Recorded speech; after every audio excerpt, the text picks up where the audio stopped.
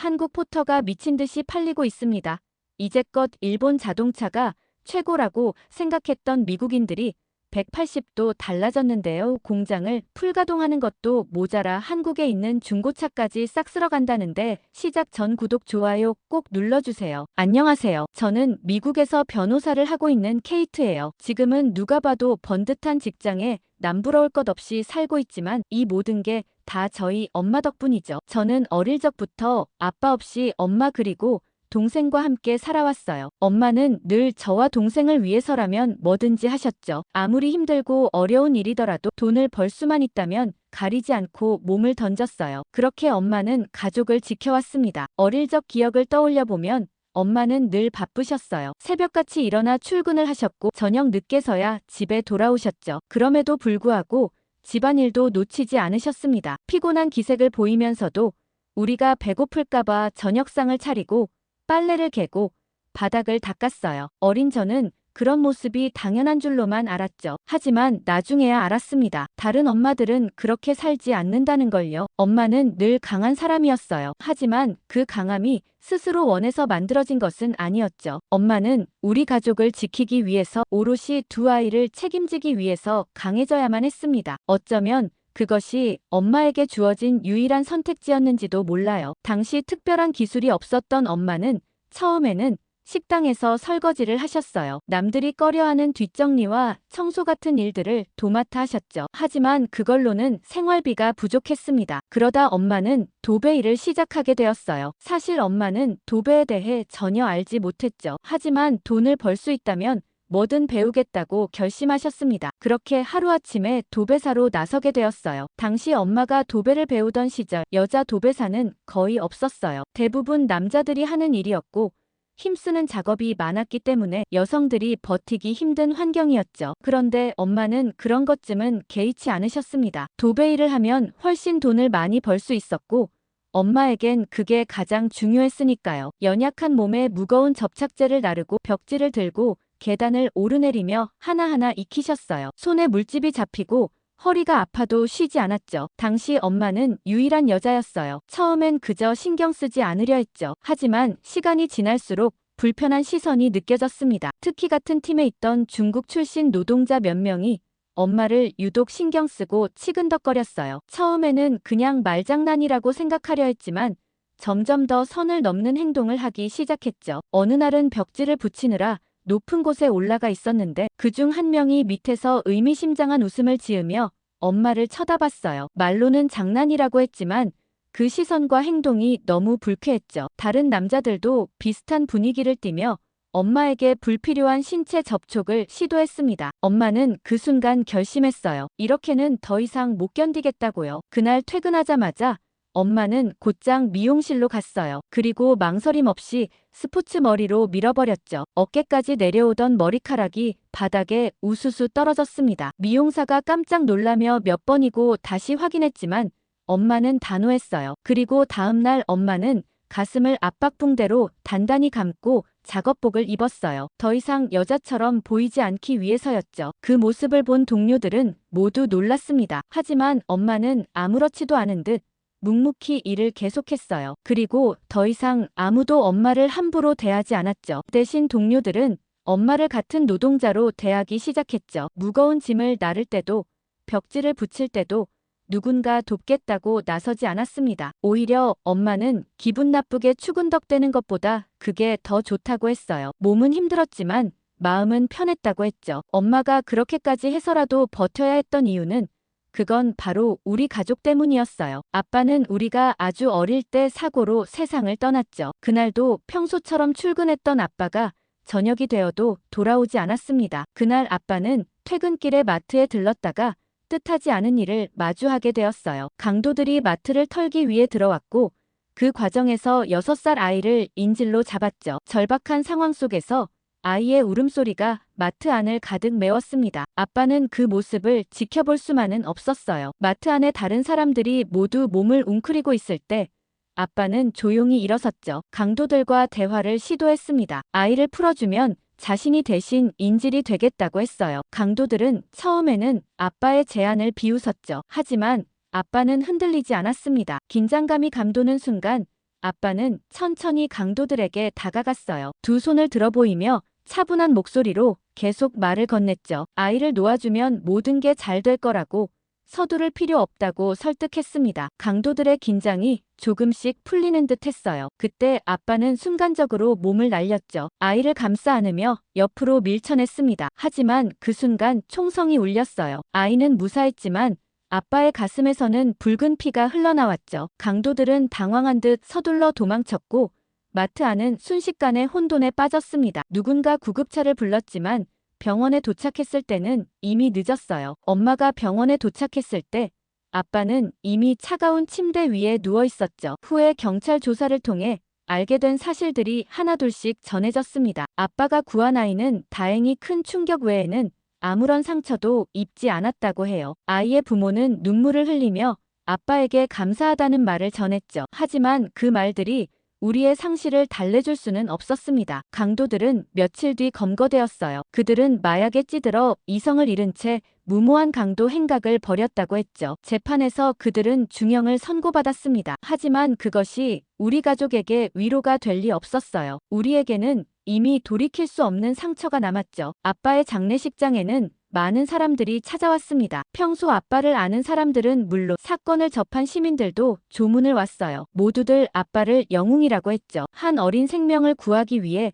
자신의 목숨을 바친 용감한 사람이라고 말했습니다. 신문에서도 아빠의 이야기를 크게 다뤘어요. 하지만 그 모든 칭찬과 위로의 말들이 우리 가족의 일상에 생긴 커다란 구멍을 메워줄 수는 없었죠. 특히 엄마에게는 더욱 힘든 시간이었습니다. 남편을 잃은 슬픔도 슬픔이었지만 이제 혼자서 어린 두 아이를 키워야 한다는 현실이 엄마를 짓눌렀어요. 장례를 치르고 난 뒤 엄마는 단 하루도 쉬지 못했죠. 슬퍼할 겨를도 없이 바로 일자리를 찾아 나섰습니다. 매년 아빠의 기일이 되면 우리는 조용히 아빠의 산소를 찾아가요. 엄마는 그때마다 아빠에게 우리가 잘 지내고 있다고, 걱정하지 말라고 이야기를 해요. 하지만 돌아서는 엄마의 눈가에 맺히는 눈물을 저는 볼 수 있죠. 그래도 엄마는 금방 눈물을 훔치고 다시 강한 척 했습니다. 우리 앞에서는 결코 약한 모습을 보이지 않으려 했어요. 아빠의 희생은 우리 가족의 삶을 완전히 바꿔놓았죠. 저는 그 일을 계기로 마약과 총기 사고로 피해를 입은 피해자들을 보호하기 위한 변호사가 되기로 결심했으니 말이죠. 아빠가 그렇게 희생된 이후로도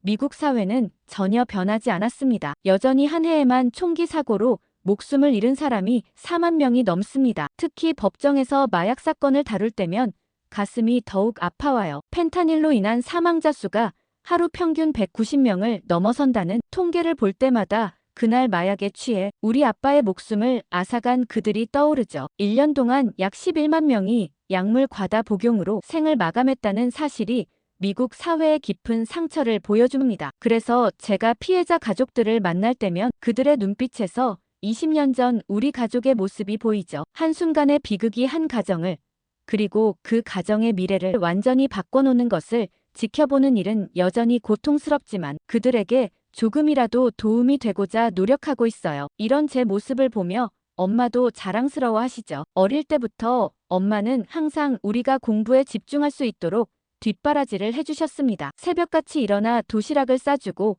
밤늦게까지 일하고 돌아오면서도 우리를 챙겼어요. 힘들어도 내색하지 않던 엄마였지만 가끔씩 피곤에 쩔어 앉아있는 모습을 볼 때마다 마음이 아팠죠. 어린 마음에도 그 모습이 당연한 게 아니라는 걸 알았고 그래서 더 열심히 공부해야겠다고 다짐했습니다. 꼭 변호사가 돼서 엄마가 일을 그만하게 만들어야겠다는 일념 하나로 집중했어요. 동생도 마찬가지였죠. 저희가 공부를 하다가 지칠 때면 엄마는 조용히 등을 토닥여 주었고 우리가 무언가를 이루어낼 때면 세상 누구보다 기뻐해 주었어요. 때로는 학비가 부족해져 등록금 마련에 어려움을 겪기도 했지만 엄마는 어떻게든 방법을 찾아냈죠. 그렇게 우리는 끝까지 학업을 마칠 수 있었습니다. 저는 변호사가 되었고 동생은 엔지니어로 취직했습니다. 우리의 꿈이 현실이 되었을 때 가장 기뻐한 건 엄마였어요. 저희는 취직하자마자 엄마에게 이제는 일을 그만두고 쉬라고 말했습니다. 우리가 충분히 벌 수 있으니까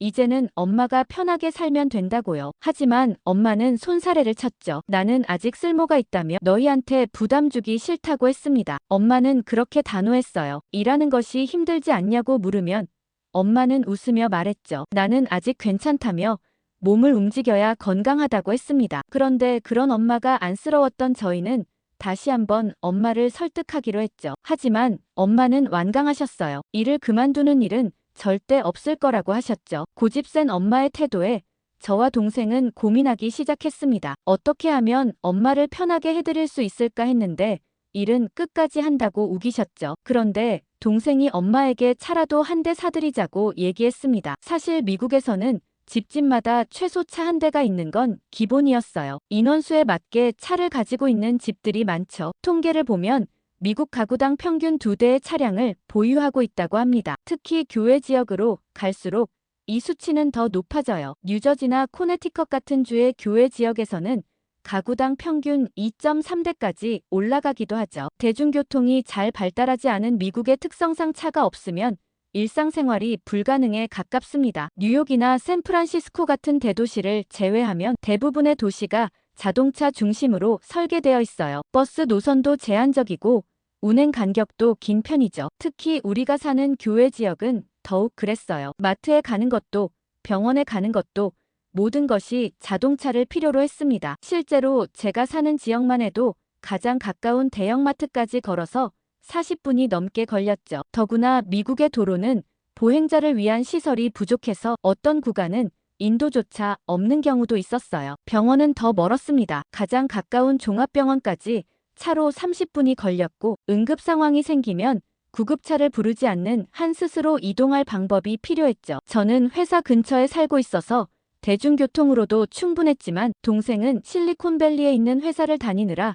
차가 꼭 필요했습니다. 실리콘밸리는 샌프란시스코 베이 지역의 특성상 대중교통이 제한적이에요. 켈트레인이 있긴 하지만 회사까지 가려면 다시 셔틀버스를 갈아타야 했죠. 게다가 IT 기업들은 대부분 교외의 넓은 캠퍼스에 자리 잡고 있어서 자차 없이는 접근성이 매우 떨어졌습니다. 엔지니어로 일하는 동생은 야근이 잦았고 때로는 새벽에도 긴급 상황이 생겨 회사에 가야 했어요. 실리콘밸리의 테크 기업들은 24시간 운영되는 시스템을 관리해야 했기 때문에 언제든 호출될 수 있었죠. 심지어 주말에도 서버 문제가 생기면 즉시 출근해야 했습니다. 이런 상황에서 대중교통은 현실적인 선택이 될 수 없었어요. 그래서 차는 동생이 주로 사용하게 됐죠. 아침 7시에 출근해서 밤 10시가 넘어 퇴근하는 날도 많았고 갑자기 발생하는 문제들을 처리하기 위해 수시로 이동해야 했습니다. 엄마는 사장님의 차를 얻어 타고 다니셨죠. 새벽같이 일어나 허리띠를 조여매고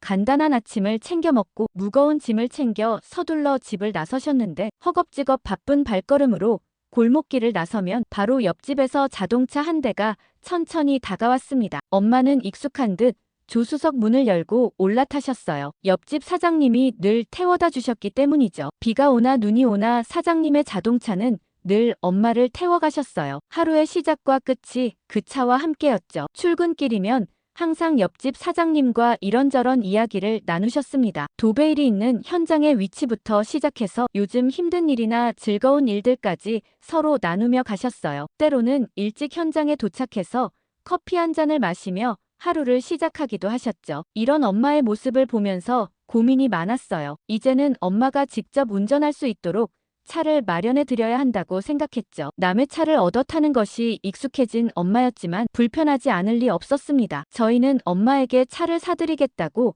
조심스럽게 이야기를 꺼냈어요. 그러나 엄마는 단호하게 거절하셨죠. 필요 없다고 하셨습니다. 사장님 차를 타면 충분하고 괜한 돈을 쓸 필요가 없다고 하셨어요. 늘 그렇듯 엄마는 부담을 주기 싫어하셨죠. 자신의 편의를 위해 돈을 쓰는 것에 익숙하지 않으셨습니다. 저희는 엄마가 직접 운전하면 훨씬 자유롭고 편하게 이동할 수 있다고 남의 차를 타지 않고도 원하는 곳에 갈 수 있다고 이야기했죠. 하지만 엄마는 여전히 고개를 저으셨습니다. 사장님의 일본 자동차는 성능이 좋고 오래 타도 문제없이 잘 굴러간다고 하셨어요. 기름도 적게 먹고 승차감도 좋다며 칭찬을 아끼지 않으셨죠. 그리고 차비를 늘 드리고 있는데 유지비와 차량 구입비를 들여 차를 살 필요가 없다는 듯 단호하셨습니다. 엄마에게 차는 단순한 이동 수단일 뿐이었어요. 새로운 차를 사는 것은 사치였고 지금처럼 불편 없이 다닐 수 있으면 충분하다고 생각하셨죠. 하지만 우리는 달랐습니다. 엄마가 불편하지 않다는 건 모두 거짓말일 테고 그저 저희에게 짐이 되고 싶지 않아서라는 걸 알고 있었기 때문이었습니다. 고민이 깊어졌죠. 그러던 어느 날 정말 충격적인 일이 생겼습니다. 엄마는 평소처럼 출근 준비를 마치셨어요. 하지만 그날은 평소와 달랐죠. 장거리 출장 일정이 잡혀 있었기 때문입니다. 새로운 도배 현장이었고 하루 이틀 걸리는 작업이라 좀 멀리 가셔야 했어요. 엄마는 여행 가방보다 작은 가방에 간단한 옷가지와 세면 도구를 챙기셨죠. 일하는 곳에서 숙식을 해결할 수 있었기에 많은 짐이 필요하지 않았습니다. 출발 전 엄마는 잠시 우리를 바라보며 말씀하셨어요. 며칠 후 돌아오겠다고 하셨죠. 우리는 그저 평소처럼 다녀오라고 했습니다. 그 순간 그 출장길이 어떤 결과를 불러올지 상상도 하지 못했어요. 엄마의 뒷모습을 바라보며 평소와 다름없는 아침이라 생각했죠. 그날따라 눈이 많이 내렸습니다. 전날부터 기온이 뚝 떨어지더니 아침이 되자 거리가 온통 하얗게 덮였어요. 도로는 이미 눈으로 미끄러워져 있었고 시야도 좋지 않았죠. 우리는 걱정이 되었습니다. 장거리 이동을 해야 하는 엄마가 무사히 도착할 수 있을지 마음이 편치 않았어요. 하지만 엄마는 괜찮다고 하셨죠. 사장님과 함께 이동할 예정이었고 차도 튼튼하니 걱정하지 말라고 하셨습니다. 그래도 불안한 마음이 가시질 않았어요. 아침 뉴스에서는 계속해서 폭설주의보를 전하고 있었고 교통사고 소식도 잇따랐죠. 그런데 시간이 흘러도 엄마에게서 연락이 오지 않았습니다. 평소였다면 목적지에 도착했다는 메시지를 보냈을 텐데 그날따라 아무 소식이 없었어요. 우리는 초조해졌죠. 전화를 걸어도 연결되지 않았습니다. 혹시나 눈길 때문에 늦어진 것은 아닐까? 이동 중이라 전화를 받지 못하는 것은 아닐까? 스스로를 안심시키려 했어요. 하지만 시간이 지날수록 불길한 예감이 커졌죠. 창밖으로 보이는 하늘은 점점 더 어두워졌고 눈은 더욱 거세게 내렸습니다. 동생과 저는 서로 안부 전화를 주고받으며 초조하게 기다렸어요. 혹시 모르니 병원에도 문의해보자는 의견이 나왔죠. 그리고 결국 병원에서 전화가 왔습니다. 순간 심장이 덜컥 내려앉았어요. 병원에서 걸려온 전화는 언제나 나쁜 소식을 동반하는 법이었죠. 떨리는 손으로 전화를 받았습니다. 간호사의 차분한 목소리가 들려왔어요. 엄마가 사고를 당했다는 소식을 듣고 병원으로 달려갔을 때 우리는 차마 숨을 쉴 수 없을 정도로 긴장했어요. 머릿속은 온갖 생각으로 가득 찼고 엄마가 크게 다친 건 아닐까 하는 불안감에 손이 떨렸죠. 얼마나 급하게 운전했는지 평소 30분 거리를 15분 만에 도착했습니다. 도로는 여전히 눈이 쌓여 있었고 우리의 마음도 그만큼 춥게 얼어붙어 있었어요. 병원 응급실에 도착했을 때 엄마는 침대에 누워 계셨죠. 얼굴에는 작은 긁힌 자국이 있었고 팔에는 붕대가 감겨 있었습니다. 다행히 생명에 지장이 있는 큰 부상은 아니었지만 우리는 그 순간 너무도 아찔했어요. 의사 선생님의 설명으로는 전신에 타박상이 있고 오른쪽 팔에 약간의 골절이 있다고 하셨죠. 사고의 원인은 명백했습니다. 브레이크가 제대로 잡히지 않아 차가 눈길에서 미끄러졌던 거예요. 엄마는 사고 순간을 떠올리며 말씀하셨죠. 평소와 다름없이 운전하고 있었는데 갑자기 브레이크가 밀리는 느낌이 들었고 제동이 걸리지 않았다고 했습니다. 내리막길을 내려가던 중이었는데 브레이크를 밟아도 차가 멈추지 않았다고 하셨어요. 차는 방향을 잃고 도로를 벗어나 미끄러졌고 그 순간 모든 것이 느리게 흘러가는 것 같았다고 하셨죠. 다행히도 주변에 다른 차량이나 보행자가 없었다고 합니다. 엄마는 그나마 이것이 불행 중 다행이라고 하셨어요. 만약 다른 차량과 부딪혔다면 더 큰 사고로 이어질 수 있었기 때문이죠. 사고의 원인을 듣고 동생은 표정이 굳어졌습니다. 동생은 자동차 엔지니어로 일하면서 차에 대해 전문적인 지식이 있었고 특히 일본 자동차의 특성에 대해 많이 연구해온 사람이었어요. 실리콘밸리의 자율주행차 회사에서 일하면서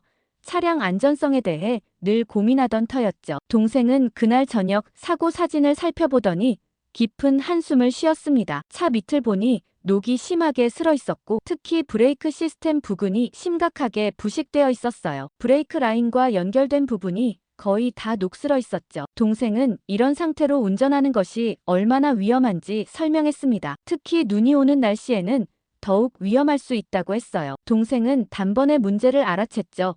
일본 차는 녹이 쉽게 슬기 때문에 특히 눈이 많이 오는 지역에서는 하체 부식이 심각한 문제를 일으킬 수 있다는 거예요. 실제로 미국 북동부나 중서부 지역에서는 일본 차의 하체 부식 문제가 자주 지적되어 왔습니다. 특히 제설제를 많이 사용하는 지역에서는 더욱 심각했어요. 그렇게 문제가 없다고 자랑해왔던 일본 차량이었죠. 물론 이때까지 일본 자동차는 연비가 좋고 성능이 뛰어나다고 알려져 있었지만 정작 하체 부식 방지 처리에는 취약한 경우가 많았죠. 특히 이 차종은 일본 국내 시장을 겨냥해 설계된 모델이어서 미국의 혹독한 겨울 날씨를 충분히 고려하지 않았다고 합니다. 동생의 설명에 따르면 일본에서는 기후가 비교적 온화하고 제설제 사용량도 적기 때문에 자동차 제작 과정에서 부식 방지 처리를 다른 나라보다 덜 신경 쓴다고 했어요. 동생은 자신이 일하는 회사에서도 이런 문제를 잘 알고 있다고 했죠. 자율주행차를 개발하면서 다양한 차종을 테스트해봤는데 특히 일본 차들은 겨울철 주행 시험에서 하체 부식 문제가 자주 발견됐다고 합니다. 이는 단순한 외관상의 문제가 아니라 차량의 안전과 직결되는 심각한 문제였어요. 실제로 사장님의 차는 이미 하체 부식이 심각한 상태였죠. 브레이크 라인 주변이 녹슬어 약해졌고 이번 사고도 그 영향이 컸다고 하더라고요. 브레이크를 밟았을 때 시스템이 정상적으로 작동하지 못하고 제동력이 약해진 거예요. 특히 눈길에서는 제동력이 평소보다 30에서 40% 더 필요한데 부식된 브레이크 시스템으로는 이런 추가 제동력을 감당할 수 없었다고 합니다. 더구나 이 차는 이미 10년이 넘은 차량이었죠. 오랜 시간 동안 제설제에 노출되면서 하체 부식이 계속 진행되어 왔던 겁니다. 동생은 차량 하부의 여러 부분을 가리키며 설명했어요. 브레이크 라인뿐만 아니라 서스펜션, 배기 시스템 등 주요 부품들이 모두 부식의 영향을 받고 있었죠. 엄마는 처음에는 동생의 말을 쉽게 믿지 못하셨어요. 일본 차라면 모두들 알아주는 세계 1위 차가 아니었냐고 하시면서 당황스러워 하셨죠. 하지만 동생이 차 밑을 직접 보여주며 설명하자 엄마도 표정을 굳히셨죠. 이렇게까지 심각할 줄은 몰랐다고 하셨습니다. 사장님은 그간 차를 정기적으로 점검해왔지만 이런 문제를 지적받은 적은 없었다고 하셨어요. 알고 보니 일반 정비소에서는 하체 부식을 꼼꼼히 점검하지 않는 경우가 많았죠. 겉으로 보이는 부분만 확인하고 넘어가는 경우가 대부분이었다고 합니다. 전문적인 장비와 시설이 있어야 제대로 된 점검이 가능한데 그런 곳을 찾기가 쉽지 않았던 거예요. 동생의 얘기를 들으면서 갑자기 올라오는 화를 주체할 수 없었죠. 그러고는 엄마에게 벌컥 화를 냈습니다. 그러기에 차를 바꿔준다고 할 때 바꾸시지 지금 이 꼴이 뭐냐고 얘기했죠. 평생 그렇게 아끼면서 살다가 그렇게 가버리면 남은 우리는 어떡할 거냐고 울면서 소리쳤어요. 그리고는 병실 문을 쾅 닫고 나와버렸죠. 병원을 나서는 발걸음이 무겁기만 했습니다. 엄마가 사고를 당했지만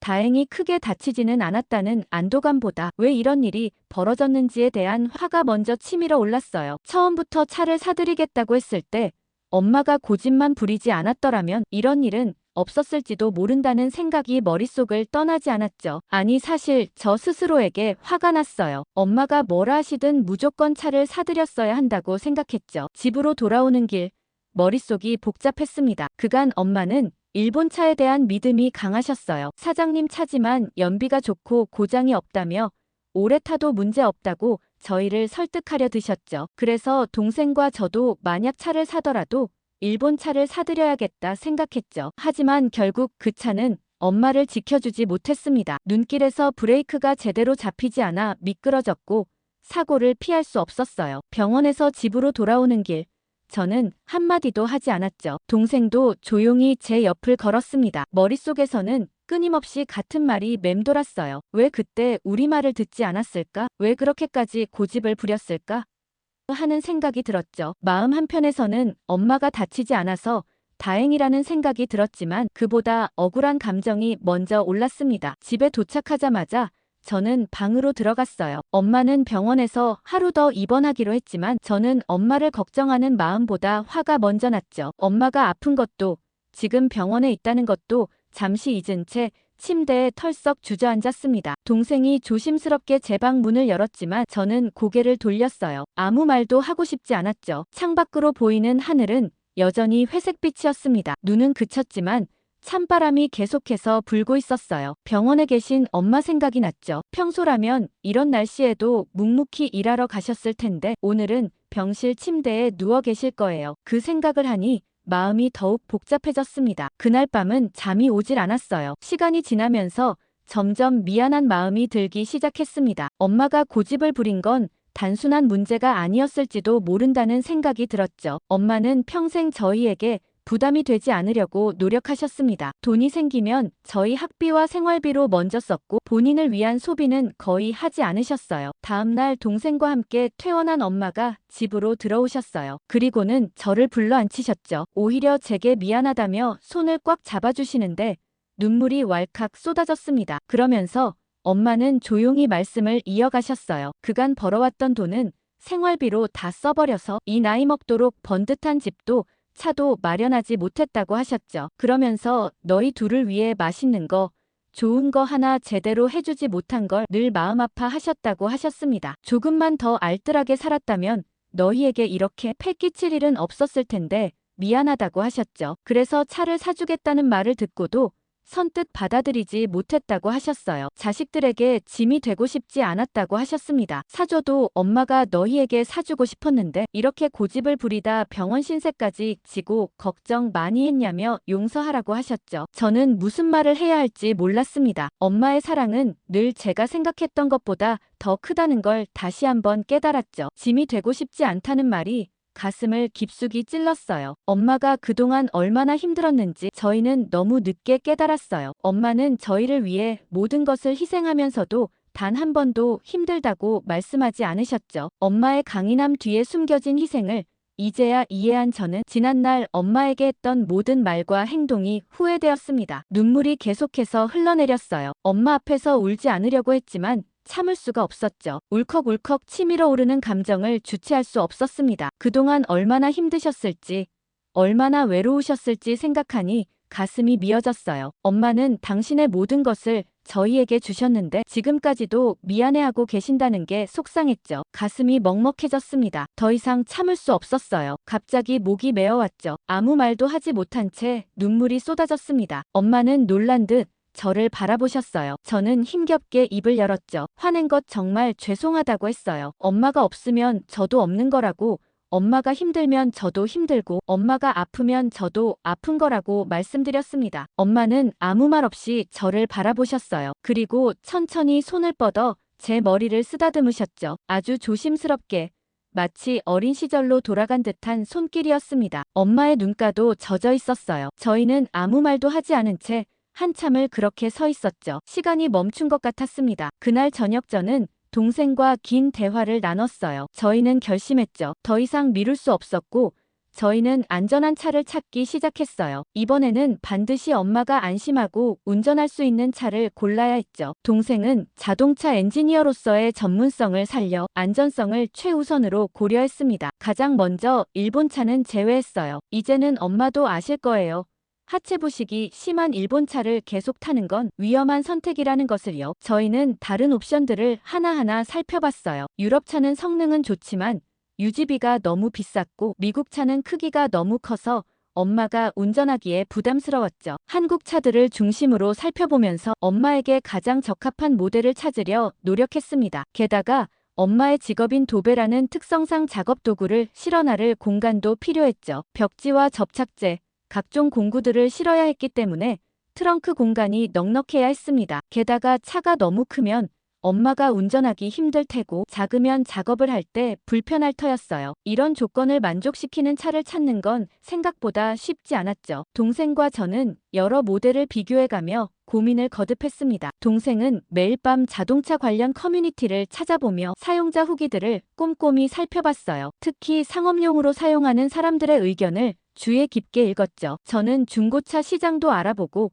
할부 조건도 비교해보면서 현실적인 구매 방법을 찾아봤습니다. 그러던 어느 날 동생이 조심스럽게 말했어요. 한국에서 가장 실용적인 차 중 하나가 포터라고요. 작은 트럭이지만 공간이 넉넉하고 도배 일을 하는 엄마에게도 적합하다고 했죠. 저는 처음엔 의아했지만 동생의 설명을 듣고 보니 합리적인 선택이었습니다. 무엇보다도 한국 차라서 내구성도 뛰어났어요. 포터는 실제로 미국에서 많은 자영업자들이 선호하는 차종이었죠. 좁은 골목길에서도 운전하기 쉽고 연비도 좋았습니다. 특히 최근 모델들은 안전장치가 대폭 강화되어 있어서 더욱 믿음이 갔어요. 유지보수도 쉬웠고 수리 비용도 부담스럽지 않았죠. 저희는 엄마에게 이 차를 보여주기로 했습니다. 처음엔 또 거절할까봐 걱정했지만 이번에는 다행히도 엄마도 저희의 의견을 받아들이셨어요. 사실 엄마도 이번 사고를 통해 깨달으셨을 거예요. 이제는 안전을 생각해야 한다는 것을요. 그리고 저희 역시 엄마가 더 이상 불편하게 다니는 걸 원하지 않는다는 것도 아셨죠. 차를 직접 보러 갔을 때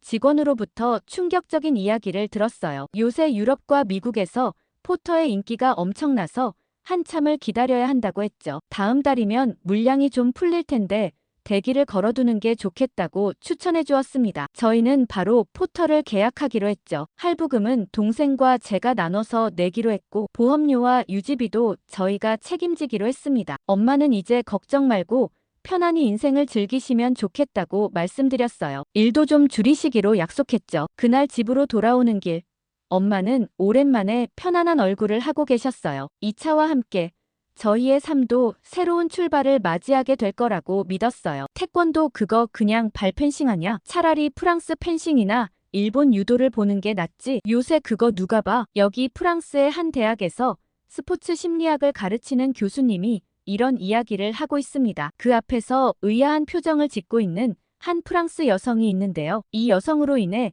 교수님의 생각이 완전 뒤바뀌게 됩니다. 어떤 사연인지 한번 들어보겠습니다. 안녕하세요. 저는 엘로디 듀부아입니다. 소르본 대학에서 스포츠 심리학 박사과정을 밟고 있는 28살 프랑스 여성이에요. 저는 한국과 관련한 특별한 경험을 하나 가지고 있는데요. 3, 4년 전쯤 제가 논문 주제를 정해야 했는데 도대체 어떤 걸 하면 좋을지 몰라 고민을 하고 있을 때였어요. 그런데 에펠탑 앞에서 우연히 봤던 한 장면을 통해 제 논문 주제는 물론이고 제 인생 자체가 바뀌었던 것 같아요. 그날은 제 친구 미아의 제안으로 에펠탑 앞에서 열리는 공연을 보러 가기로 했었거든요. 미아는 며칠 전부터 그 공연을 본다고 들떠 있었는데 솔직히 저는 별로 관심이 없었어요. 아마추어들이 하는 길거리 공연에는 큰 흥미가 없거든요. 진정한 예술은 극장과 공연장에서 프로들이 하는 것만 의미를 가지고 있다고 생각했어요. 그런데 공연이 시작되는 순간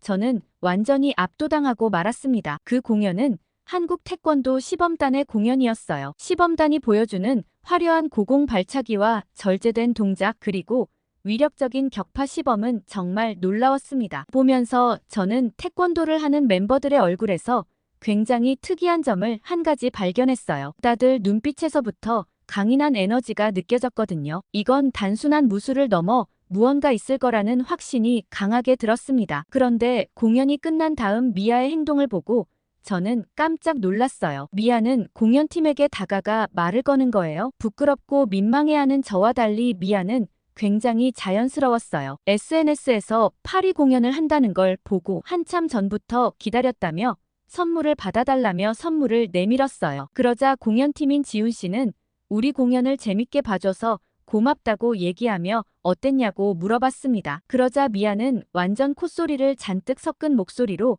최고라며 호들갑을 떨더라고요. 옆에서 멀뚱멀뚱 서 있는데 갑자기 제 의견도 묻는 게 아니겠어요? 저는 무슨 말을 해야 하나 당황스러워서 아무 말도 못하고 있었습니다. 그러자 지훈 씨는 너무 좋아서 아무 말도 안 나오는 거 맞죠? 라고 얘기하며 나중에 생각 정리해서 SNS로 알려달라며 자기 SNS 주소를 알려주더라고요. 저는 얼떨결에 알겠다고 하고선 돌아왔어요. 아니 좋다는 말 말고 무슨 말을 해야 하나 갑자기 고민스러웠습니다. 스포츠 심리를 연구하는 사람인 만큼 좀 더 학술적인 용어를 섞어서 보낼까 머릿속이 복잡했죠. 집에 돌아가자마자 태권도의 역사와 올림픽에서의 위상에 대해 찾아보게 되었습니다. 그런데 태권도는 정말 놀라운 점이 하나 있더라고요. 여느 스포츠와 다른 엄청난 장점이 있었어요. 태권도는 딱히 대단한 준비물이 필요하지 않아 경제적으로 낙후된 국가에서도 쉽게 접근할 수 있더라고요. 많은 장비와 환경 세팅이 필요한 다른 종목과 비교하면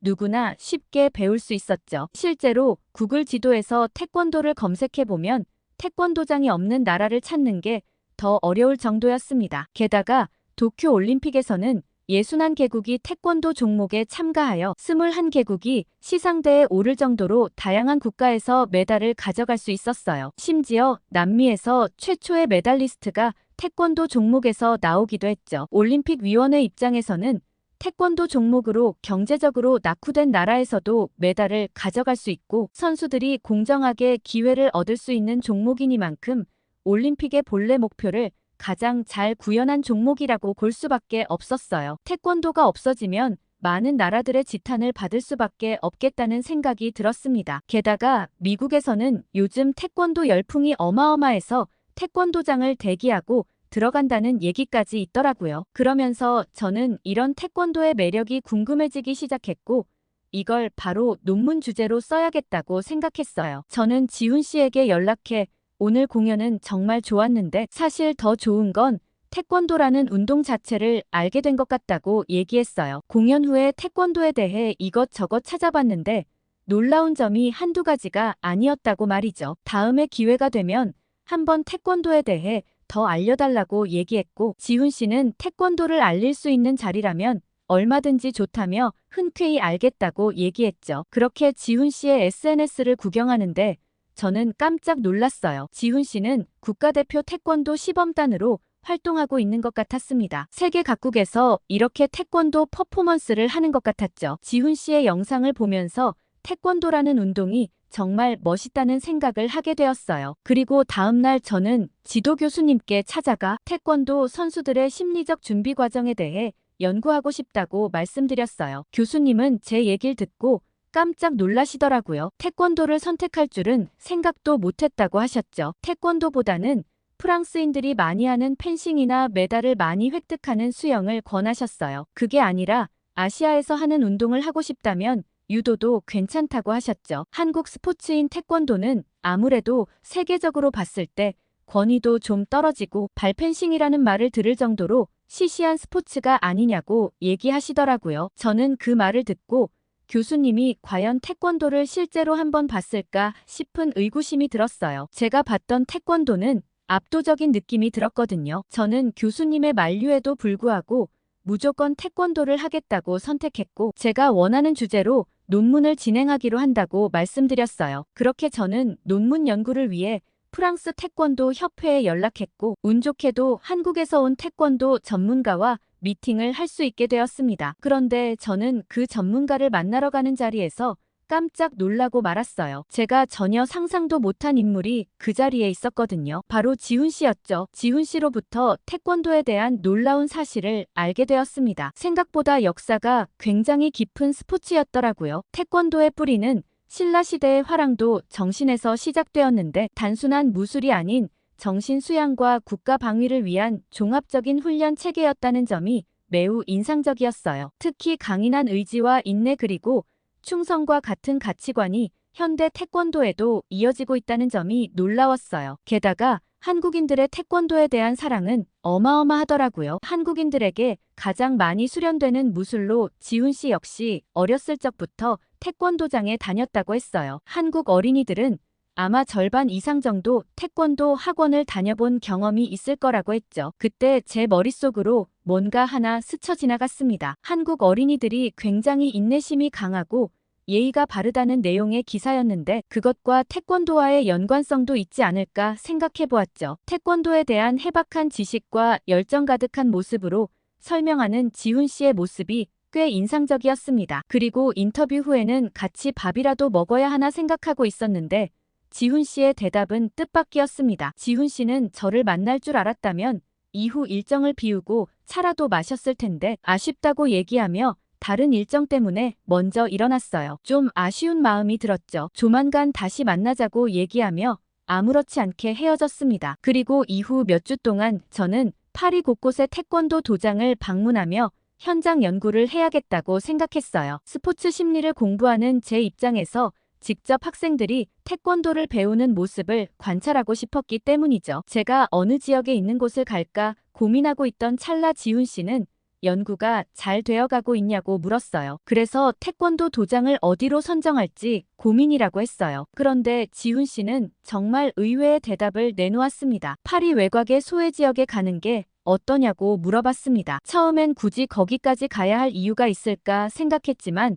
지훈 씨의 대답을 듣고 그 이유를 알 수 있었습니다. 파리 외곽의 소외 지역은 다양한 인종과 문화가 공존하는 곳으로 사회 통합 문제가 늘 주요 이슈로 떠오르는 곳이었습니다. 그래서 사회 통합을 위한 다양한 정책들이 펼쳐지고 있는 곳이기도 하죠. 거기서 태권도가 어떤 효과를 미치는지 보면 연구에 좀 더 도움이 되지 않겠냐고 제안해 주었어요. 저는 아이디어를 준 지훈 씨에게 고맙다고 얘기하며 파리 외곽으로 기차를 타고 이동하기로 했습니다. 그리고 파리 외곽 생드니의 한 도장에 도착했죠. 도장에 들어서자마자 활기찬 20여 명의 청소년들이 열심히 훈련하고 있었습니다. 파리 시내에서도 종종 볼 수 있는 난민으로 보이는 친구들도 있었고 모두 인종도 언어도 다양해 보였습니다. 사실 이곳에 어떻게 태권도장을 차릴 생각을 했지 싶어 의아했어요. 생드니는 파리 외곽으로 우범지역이라 볼 수 있는 곳이었거든요. 저는 관장인 피에르 씨를 보자마자 도대체 어떻게 이곳에 태권도장을 만들 생각을 했냐고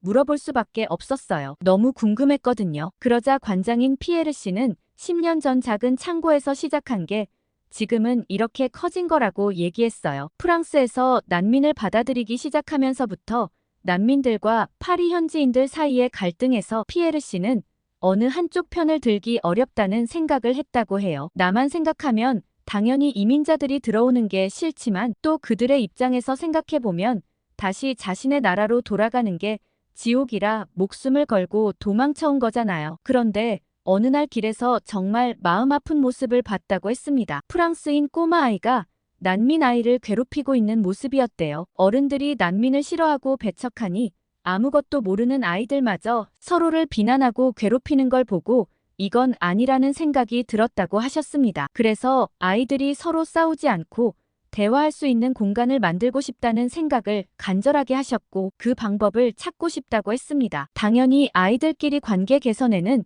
스포츠만 한 게 없거든요. 그래서 스포츠를 해답으로 찾았다고 했죠. 그런데 저는 그때 당시 10년 전이라면 태권도가 이렇게 많이 알려지지도 않았을 텐데 어떻게 태권도를 알고 계셨냐고 물어봤어요. 그러자 피에르 씨의 입에서는 정말 믿기 어려운 이야기가 나왔습니다. 피에르 관장님은 이 지역 출신으로 어린 시절부터 힘든 환경에서 자랐다고 했어요. 그런데 10대 시절 비행 청소년 그룹에 가담했고 결국 18세의 강도 혐의로 체포되어 교도소에 수감되었다고 하셨더라고요. 저는 이렇게 온순하고 따뜻한 관장님이 과거에 교도소에 수감될 정도였다는 사실이 믿기지 않았어요. 그런데 교도소에서의 생활이 오히려 인생의 전환점이라는 얘기를 하셨습니다. 그 교도소에서 김사범님을 만났다고 하더라고요. 그때 교도소에서는 청소년 수감자들을 대상으로 재활 프로그램이 운영되고 있었는데 김사범님은 태권도 세계화 프로그램의 일환으로 파견되어 그 재활 프로그램을 운영하셨대요. 당연히 피에르 씨는 태권도 수업 따위에 관심이 없었지만 태권도 수업을 듣지 않으면 강도 높은 직업 교육을 받아야 했기 때문에 차선책으로 태권도 수업을 듣기 시작했다고 했어요. 그런데 점차 태권도의 철학과 정신에 매료되었다고 하더라고요. 무엇보다 김사범님의 영향력이 컸던 탓이죠. 김사범님께 배웠던 건 태권도 그 자체가 아니라 삶의 방식이라고 하셨어요. 김사범님은 제게 인내와 존중 그리고 자기 극복의 중요성을 가르쳐 주셨어요. 라며 피에르 씨는 지금도 김사범님께 깊은 감사를 느끼는 듯 얘기하셨어요. 아무튼 김사범님의 가르침 덕분에 2년 후 출소한 피에르 씨는 완전히 새로운 삶을 살기로 결심했다고 했어요. 낮에는 건설 현장에서 일하고 밤에는 태권도를 연습하며 정말 열심히 사셨다고 하더라고요. 누군가의 물건을 훔치는 건 빠르고 쉽게 돈도 벌고 먹을 걸 구할 수 있었지만 김사범님을 만나고 나서 그렇게 쉽게 얻어진 것들은 결국 화를 부른다는 걸 배웠어요. 못 먹고 배 골터라도 제 스스로의 힘으로 헤쳐나가야 하는 인내심을 배운 거죠. 그러던 어느 날 김사범님께서 한국으로 돌아간다는 소식을 듣고 피에르 씨는 마지막으로 스승님께 인사를 하러 갔습니다. 그런데 사범님께선 놀라운 제안을 한 가지 하셨대요. 한국에 와서 태권도를 진지하게 배우지 않겠냐고 얘기하신 거죠. 피에르 씨는 깊은 고민에 빠졌다가 김사범님과 함께라면 그럴 가치가 있다고 판단했고 모든 걸 걸고 한국행 비행기에 올랐습니다. 그렇게 한국에서 1년간 머물며 피에르 씨는 태권도의 깊이를 배웠고 동시에 한국 문화와 정신을 이해하게 되었다고 해요. 특히 한국인들의 예의와 존중 그리고 공동체 정신의 깊은 인상을 받으셨다고 하더라고요. 그렇게 한국에서 인생의 전환점을 맞고 신체적으로 그리고 정신적으로 성장한 피에르 씨는 이곳 빈민가에 작은 태권도장을 열었다고 해요. 저는 피에르 씨의 사연을 들으면서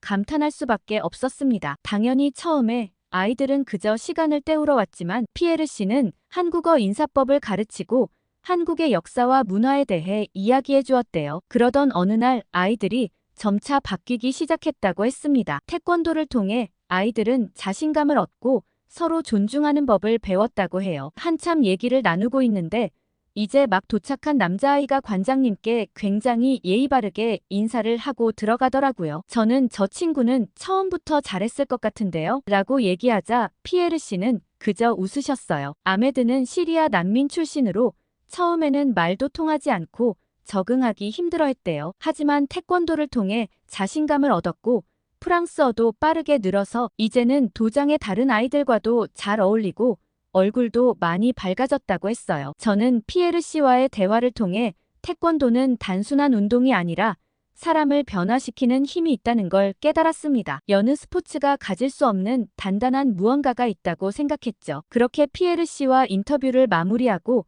다시 파리 중심구로 돌아오는데 마음이 따뜻했어요. 그리고 이런 장소를 알려준 지훈 씨에게 고마운 마음이 들었죠. 그래서 지훈 씨에게 정말 감사하다고 연락했더니 고마우면 밥이라도 대접해야 하는 거 아니냐고 하는 거예요. 저는 얼마든지 좋다고 충분히 그럴 가치가 있었다고 얘기했어요. 그렇게 다음날 지훈 씨와 파리 15구에서 만나기로 했어요. 저는 지훈 씨에게 어떤 음식을 먹고 싶은지 말만 하라고 했고 지훈 씨는 황당한 얘기를 했어요. 이미 예약을 다 해뒀다고 하더라고요. 저는 도대체 뭐지 싶어 의아했고 지훈 씨가 먼저 앞장서서 가더라고요. 지훈 씨가 소개해준 곳을 따라가서 저는 깜짝 놀랐습니다. 그곳은 한국 레스토랑이더라고요. 제가 태권도에 대한 연구를 하고 있으니 한식도 한번 먹어봐야 하지 않겠냐고 얘기했어요. 저는 안 그래도 한번 도전해보고 싶었는데 이렇게 세심하게 배려해준 지훈 씨가 고맙더라고요. 그 식당은 2019년부터 2023년까지 무려 4년 동안이나 미슐랭 스타를 받은 곳이었어요. 나중에 알고 봤더니 예약하기도 굉장히 어려운 곳이더라고요. 식당 이름은 사계절이라는 곳이었는데 한국에선 사계절이 각각 뚜렷하게 나타난다고 하더라고요. 지훈 씨는 한국에서 겪는 사계절은 모두 굉장히 아름답다고 했어요. 식당 이름답게 메뉴도 봄, 여름 그리고 가을, 겨울이었어요. 그런데 자리에 앉자마자 내어오는 물을 보고 저는 꺼림칙하다는 생각이 들었어요. 생수가 아니라 약간 갈색 물이더라고요. 그냥 물과 달리 냄새도 구수한 냄새가 났는데 상한 거 아닌가 싶은 생각이 들 정도였습니다. 그런데 지훈 씨는 아무렇지 않게 물을 벌컥벌컥 마시는 걸 보고 혹시 상한 걸 눈치채지 못한 건가 싶은 생각이 들더라고요. 그래서 지훈 씨에게 괜찮냐며 물이 조금 상한 것 같다고 조용히 얘기했어요. 그러자 지훈 씨는 크게 웃더라고요. 혹시 이게 상했다고 생각하냐고 했어요. 이어지는 지훈 씨의 말은 놀라웠죠. 그건 상한 게 아니라 보리차라고 한국에서는 그냥 물을 주기도 하지만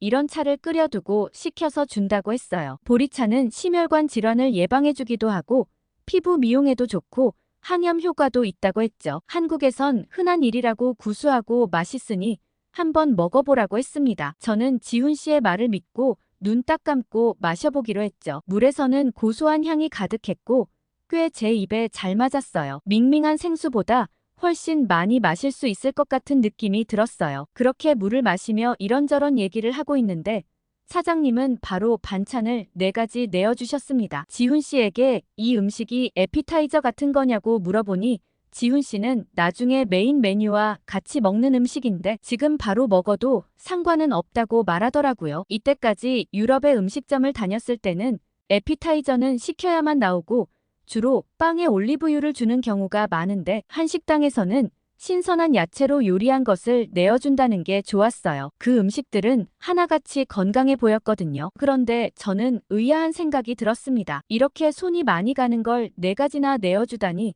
하나하나마다 가격이 꽤 나갈 것 같았거든요. 지훈 씨에게 이건 시키지도 않았는데 나오는 거냐고 물으며 가격이 얼마 정도 하냐고 물어봤어요. 그러자 지훈 씨는 이거 굉장히 비싸니까 자기가 다 낼 거라고 얘기하더라고요. 저는 말도 안 된다며 오늘은 내가 사기로 했으니 얼마가 나오더라도 내가 다 낸다고 했습니다. 저희 대화를 우연히 사장님께서 들으셨는지 메뉴판을 갖다 주시며 이건 다 공짜라고 얘기했어요. 저는 공짜라는 말에 의아해서 왜 공짜로 주시냐고 물어봤더니 아가씨가 예뻐서 공짜로 주는 거라고 하더라고요. 저는 도대체 이 4가지 음식의 가격이 어떻게 되는지 궁금했고 메뉴판을 열심히 살펴봤어요. 그런데 메뉴판에도 나오지 않는 거예요. 제가 메뉴판을 뒤져보자 사장님은 크게 웃으시며 제게 진실을 얘기해 주셨습니다. 한국 식당에서는 이런 반찬이 그냥 나온다고 했어요. 서비스 음식이라며 누구도 이 반찬을 돈 내고 사 먹지 않는다고 했죠. 그러면서 더 먹고 싶으면 얼마든지 얘기하면 더 줄 수 있다고 걱정 말고 먹으라고 했어요. 저는 사장님의 얘기를 듣고 깜짝 놀라면서도 저를 놀린 지훈 씨가 재미있었죠. 이런 정성스러운 음식이 모두 공짜라니 믿기질 않았어요. 지훈 씨는 여기 반찬은 매일매일 그날의 식재료에 따라 달라지는데 오늘은 오이 무침에 장조림 그리고 가지볶음과 콩나물 무침이라고 얘기해줬어요. 매일 그날의 식재료에 따라 달라지다니 굉장히 신선한 재료를 쓴다는 생각이 들었고 얼른 먹고 싶었죠. 그렇지만 원래 밥과 함께 먹는 음식이라니 저는 한국의 법칙을 그대로 따르고 싶어 기다렸어요. 그러면서 메인 음식을 시키려 메뉴판을 보는데 메뉴가 너무 많아 좀 어렵더라고요. 지훈 씨는 어려우면 자기가 직접 골라준다고 얘기했고 저는 매워도 괜찮으니 여기서 맛있는 음식이나 한국 사람들이 많이 먹는 음식을 먹어보고 싶다고 얘기했어요. 그렇게 지훈 씨에게 메뉴를 맡기고 식당을 둘러본 저는 깜짝 놀랐습니다. 한식당이라 주로 파리에 사는 한국인들이나 관광 온 한국인들이 많지 않을까 싶었는데 웬걸 식당을 가득 채운 사람들은 대부분 파리 현지인들이었어요. 사장님께 여쭤봤더니 사장님께서는 파리 현지인들이 훨씬 많이 오시는데 한국 문화가 인기가 많아지면서 한식집도 덩달아 인기가 많아졌다고 얘기하셨어요. 맨 처음 이 식당을 열었을 때만 해도 한식 재료를 구하기가 굉장히 힘들었는데 한식집 인기가 많아져서 재료를 구하기도 정말 쉽다고 하더라고요. 얼마 지나지 않아 지훈 씨가 주문한 메뉴가 나왔고 저는 메뉴를 보고 깜짝 놀랐어요. 색깔이 너무 빨개서 좀 걱정스러웠거든요. 그러자 지훈 씨는 따로 부탁드려 최대한 덜 맵게 만들어달라고 했고 부대찌개는 한국의 역사가 담긴 음식이라고 했어요. 저는 조심스럽게 국물을 한 입 떠먹어봤고 의외로 입에 잘 맞았어요. 계속 땡기는 맛이더라고요. 지훈 씨 말대로 생각보다 별로 맵지 않았어요. 게다가 국물 안에 들어있는 쫄깃쫄깃한 식감의 떡에다 다양한 종류의 소시지 그리고 두부까지 다양한 건더기들을 골라 먹는 재미가 있었습니다. 지훈 씨는 그걸 밥 위에 올려놓고 싹싹 비벼서 같이 먹더라고요. 저도 지훈 씨를 따라 먹었어요. 저희가 먹는 메뉴를 보고 맛있어 보였는지 주변 테이블에서도 저희 메뉴를 따라 시키는 사람들도 있더라고요. 부대찌개에 밥을 비벼서 처음에 나왔던 반찬을 먹어보니 다채로운 맛에 기분까지 좋아졌어요. 기름기 많고 더부룩한 유럽 음식들보다 담백하고 깔끔한 느낌이었죠. 그런데 갑자기 지훈 씨가 손을 번쩍 들더니 사장님께 무어라 얘기하는 것 같았어요. 그러더니 사장님이 바로 면을 가지고 와서 부대찌개에 넣어주셨죠. 지훈 씨는 사리 추가를 꼭 해야 한다며 이게 진짜 맛있다고 얘기했습니다. 저는 이미 밥도 먹었고 너무 배불러서 더 이상 못 먹겠다고 얘기했어요. 그러자 지훈 씨는 딱 한 입만 먹어보라며 라면 사리를 먹으려고 부대찌개를 시키는 거라고 하더라고요. 저는 지훈 씨의 성의를 거절하지 못해서 어쩔 수 없이 한 입 먹었습니다. 그런데 안 먹었으면 정말 후회할 뻔했다는 생각이 들었어요. 라면에 부대찌개가 너무 잘 어울리는 거예요. 아까는 분명 배불러서 더 못 먹겠다고 생각했는데 제가 지훈 씨보다 라면 사리를 더 많이 먹은 것 같은 느낌까지 들었습니다. 저는 지훈 씨에게 한국 사람들은 이런 조합을 어떻게 알아냈냐고 물었고 지훈 씨는 웃으며 한국 사람들은 먹는데 진심이라고 얘기했어요. 저는 미식의 나라는 우리 프랑스라고 생각했는데 한국은 차원이 다른 것 같다고 얘기했습니다. 그렇게 저희는 부른 배를 두드리며 식당을 나와서 좀 걷기로 했어요. 그러면서 지훈 씨는 잠시 한국으로 들어갈 예정이라고 했어요. 가족들도 만나고 휴가를 좀 보내고 올 예정이라고 했죠. 저는 지훈 씨의 말을 들으면서 이참에 나도 자료 조사 겸 한국에 한번 가볼까 싶은 생각이 들었어요. 왠지 같이 가면 재밌을 것 같다는 생각이 저도 모르게 들더라고요. 그런데 지훈 씨의 얘기를 듣고 갑자기 가슴이 콩닥거렸어요. 혹시 자료 조사 겸 한국에 가게 된다면 제가 들어갈 때 같이 들어가는 게 낫지 않겠어요? 라고 얘기하더라고요. 저는 앞뒤 생각하지 않고 바로 좋다고 얘기할 뻔했지 뭐예요. 일단은 생각해보겠다고 얘기하고 다시 집으로 돌아왔어요. 그리고 다음날 저는 교수님께 연구 진행 과정을 알려드리러 갔고 제 이야기를 들으신 교수님은 이때까지와 전혀 느낌이 달랐어요. 제 연구 내용에 굉장히 감명을 받으신 듯 했죠. 스포츠 심리 연구에 큰 획을 그을 수 있겠다며 한국에 한번 다녀오는 게 어떻냐는 제안까지 하셨습니다. 학교에 연구비 지원을 검토해보겠다고 먼저 얘기까지 꺼내주셨죠. 교수님께선 특히 생드니의 피에르 씨의 얘기에 크게 감명받으신 듯 했고 파리의 학교에서도 이런 프로그램을 도입하면 큰 성과를 볼 수 있겠다며 멀리 내다보시는 듯한 느낌이셨습니다. 저는 처음에 태권도를 무시하던 교수님이 맞나 싶은 생각이 들었죠. 그렇게 저는 학교에 연구비 지원을 받고 곧 한국으로 떠날 예정이에요. 태권도에 대해 더 깊이 있는 연구를 할 수 있다는 기대와 더불어 지훈 씨와 보낼 한국에서의 시간도 기다려지는 것 같아요. 오늘 엘로디 씨의 사연 어떻게 들으셨나요? 태권도야말로 누구에게나 기회가 주어지는 평등한 스포츠에 세계각 나라에서 많은 관심을 받고 있다니 뿌듯합니다. 게다가 이번 올림픽에서는 종주국답게 메달까지 획득했으니 더할 나위 없네요. 태권도를 혹시 해보신 적이 있으신지 어떻게 생각하시는지 많은 댓글 달아주세요. 구독과 좋아요 꾹 눌러주시고 다음에 더 좋은 사연으로 돌아오겠습니다. 사연 제작소 감동필름이었습니다.